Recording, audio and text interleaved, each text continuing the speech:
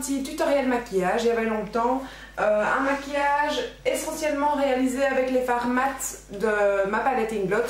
Donc je vous montre ce que ça donne. Donc voilà, vraiment un maquillage nude assez prononcé quand même. Mat, le cut crease bien prononcé quand même, assez large, pas en finesse. Et voilà, si vous avez envie de savoir comment j'ai réalisé ce maquillage, je vous invite à regarder. Pour commencer, je vais bien souligner, je dirais, la partie sous le sourcil. Et pour ceci, je vais utiliser cette fois-ci le concealer de chez Kiko. En teinte, pour ma part, en 01. Et en fait, je vais en appliquer un tout petit cahuète comme ça, hop, sur le dos de la main, histoire de pouvoir appliquer ça avec un pinceau. Et je vais prendre pour ceci le F70 de chez Sigma. Et donc c'est en fait juste vraiment pour donner de la lumière et bien définir la partie ici. Donc vous n'en mettez pas dans les poils bien sûr, mais vraiment sur le bord. Vous voyez, ça définit bien en fait le départ du sourcil. Ensuite, je vais appliquer comme habituellement ma base à paupières de chez Urban Decay, la Primer Potion, juste sur le restant de la paupière.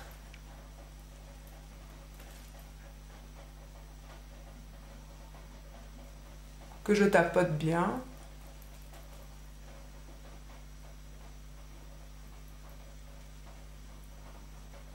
Alors, pour un maquillage mat comme prévu, je prends ma palette Inglot et je vais commencer à poudrer la partie sous le sourcil avec un fard mat et qui est le 354 de la palette, donc celui-ci, le plus clair de ma palette à moi, hein, puisque vous composez votre palette vous-même.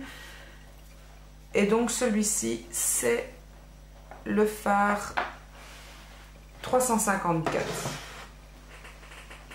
que je vais appliquer avec un pinceau plat, un E60 de chez Sigma.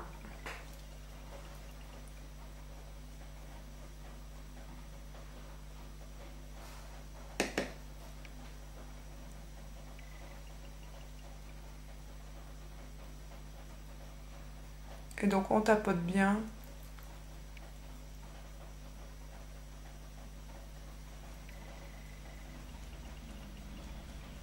Donc après avoir passé cette matière sur la partie de la paupière fixe, je vais en mettre un petit peu au coin interne également. Et je vais pour cela utiliser ce même pinceau. Donc vraiment juste légèrement au début de la paupière mobile, comme ceci, histoire de bien donner de la clarté au départ de ce maquillage. Ensuite, je vais prendre le fard 390, qui est celui-ci. Et celui-là, je vais vraiment l'appliquer sur la paupière mobile.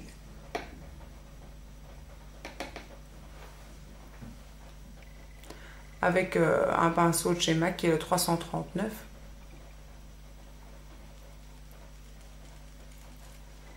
C'est vraiment une couleur sable.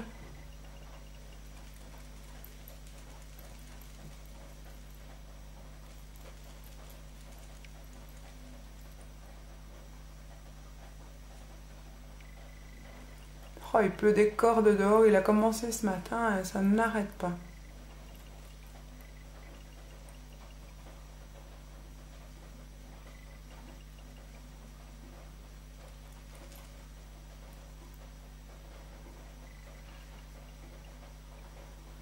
Et on fait la même chose à l'autre œil. Ensuite, je vais prendre un petit pinceau crayon qui est le E30 de chez Sigma, qui est un petit pinceau précision, je dirais comme ça, tout fin, tout crayon. Et je vais prendre le 378 de ma palette, qui est celui-là, qui est un brun mat. Et avec ceci, je vais vraiment dessiner en fait un cut crease. Ou enfin dégrader en fait le fard que j'ai mis maintenant. Et pour ça, je vais vraiment former un V en partant ici du coin de la paupière et en remontant une ligne qui va vers le creux du sourcil, la queue du sourcil, pardon. Et donc on remonte vraiment et petit à petit on revient dans le creux de paupière en formant une petite ligne, suivre en fait le bombé de l'œil, mais vraiment en ne poussant pas trop fort et en gardant le plus possible cette partie nude pour vraiment former ce petit triangle sans colorer la partie là, ce qui est la partie la plus délicate, hein.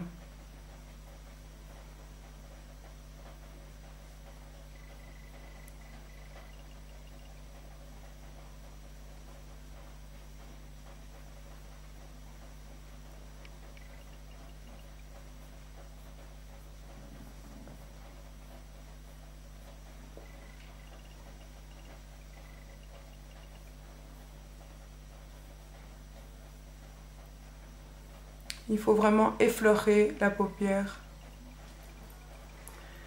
Après avoir fait ce petit V, on prend un pinceau estompeur. Ici, pour ma part, je prends un pinceau plus pointu qui est le E45 de chez Sigma. Et donc, j'estompe un petit peu cette ligne que j'ai créée.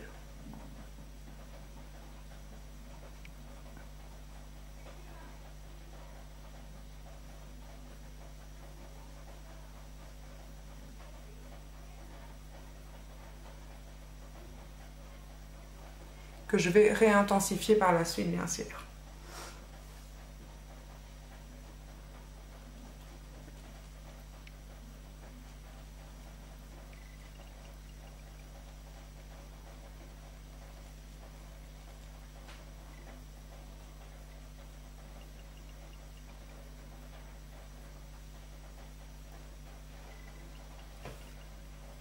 Et donc, je réintensifie.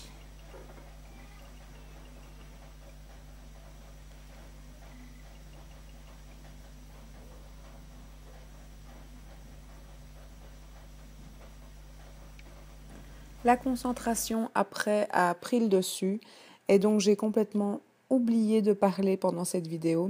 Donc je vais continuer la vidéo en voix off. Donc après avoir continué à intensifier ce cut crease, l'important est vraiment de passer étape par étape et donc de intensifier, estomper, intensifier, estomper. Le plus beau dégradé au niveau du cut crease, c'est celui qui aura eu beaucoup de patience et qui aura eu beaucoup d'estompage. Donc vraiment, c'est important d'y aller avec parcimonie et petit à petit. Donc ici, vous voyez quand même que ça s'intensifie légèrement et petit à petit, on arrive au résultat final. L'important vraiment est qu'après l'estompage, vous réintensifiez un petit peu encore le fond du maquillage. Et bien sûr, on s'attaque aussi à la paupière inférieure. Et là, avec un pinceau crayon, vous pouvez à nouveau intensifier un petit peu, faire le petit raccord au coin et bien estomper également en fait cette ligne. Des deux côtés, bien sûr. Alors ensuite, je vais appliquer un gel liner. Cette fois-ci, c'est l'eyeliner de chez Essence, car mon Make-up Forever est terminé. Et donc, voilà, donc je l'applique au pinceau, également un pinceau de chez Sigma. Et personnellement, je préfère les liquid liners. Je trouve qu'ils sont plus faciles à travailler, à moins que celui-ci s'est épaissi du fait qu'il est resté dans mon tiroir. Mais voilà, mon Make-up Forever maintenant est vraiment tout sec, donc rien à faire, il faut que je m'adapte à autre chose.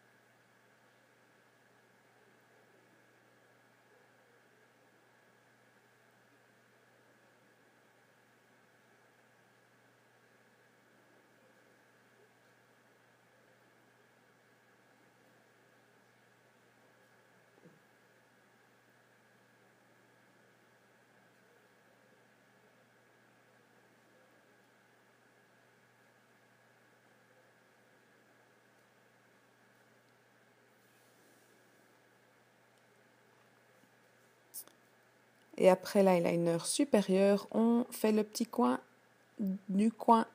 interne, enfin du coin, pardon, le petit coin externe au niveau de la paupière inférieure, légèrement, juste histoire d'intensifier un petit peu ce petit coin-là. Je ne fais pas tout le long, bien sûr, mais vraiment juste un petit peu dans le coin. Le mascara télescopique de chez L'Oréal, un de mes favoris pour l'instant. Je trouve vraiment que cette brosse toute fine, toute fine vraiment est très pratique parce qu'elle vous permet vraiment de bien prendre les cils dès la base. Et voilà, je suis très contente. Je mets bien sûr plusieurs couches de ce mascara et qui donne après un effet très intense. Alors ensuite, un rouge à lèvres, le Cream Sheen de chez MAC, Hot Gossip, et un rose voilà, assez coloré que j'aime bien également. Voilà, c'est vraiment un... Enfin, je trouve pas qu'il est trop coloré, j'aime bien encore ce rose-là, un petit vieux rose comme ça, voilà, ça change. Je suis pas très rouge à lèvres comme vous le savez, mais là, ces derniers temps, avec les beaux jours, voilà, ça me donne envie quand même. Et voilà, maquillage terminé, j'espère que ce petit tutoriel vous aura plu. J'avais commencé à le filmer en parlant et en fait dans ma concentration je me suis arrêtée d'expliquer. Il y avait longtemps que j'avais plus filmé de tutoriel, donc finalement montage différent en parlant en voix off, je dirais. Voilà, j'espère qu'un tutoriel comme ça vous plaira. Bon, pourquoi pas, il faut changer un petit peu aussi et donc vous me direz ce que vous en pensez.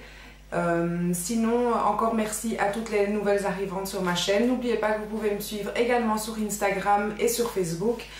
Tous les liens sont en barre d'infos. Merci beaucoup, merci à tous d'être là et je vous dis à très bientôt. Ciao, ciao!